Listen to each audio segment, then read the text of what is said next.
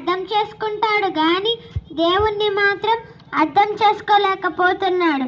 ఎన్ని చేసినా ఎంత ఇచ్చినా మనిషి దేవుణ్ణి అర్థం చేసుకోవడానికి బదులు అపార్థం చేసుకుంటున్నాడు.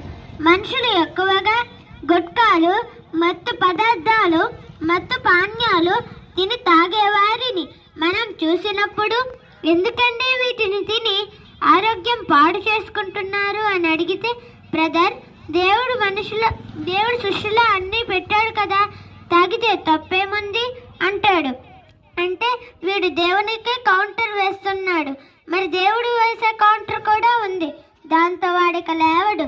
అది ఎలా ఉంటుందంటే, నాయన సృష్టిలో జీడిపప్పు పెట్టాను, గన్నేరు పప్పు పెట్టాను, మరి జీడిపప్పు ఎందుకు తింటున్నావు, గన్నేరు పప్పు ఎందుకు తినడం లేదు అని దేవుడు అడిగితే వాడేమైపోతాడండి? అందుకే దేవుని కౌంటర్ వేయాలని చూడకండి, మీరు ఎన్కౌంటర్ అయిపోతారు. దేవునికి సెటైర్ వేయకండి, దేవునిలో సెట్ అవ్వండి. దేవుడు మీ మంచి కోరాడు కనుకనే మంచి ఆహారం తీసుకొని అంటున్నా, దేవుని మాట వినకున్నా దేవుణ్ణి అపార్థం చేసుకుంటున్నావు. దేవుడు మనల్ని ప్రేమించి ఈ ప్రకృతినిచ్చి మనల్ని తన కోసం బతకమంటే దేవుణ్ణి మరిచి మనుషుల కోసం బతుకుతూ సృష్టికర్తకు బదులుగా సృష్టిని పూజిస్తూ దేవునికి దూరం అవుతున్నారు.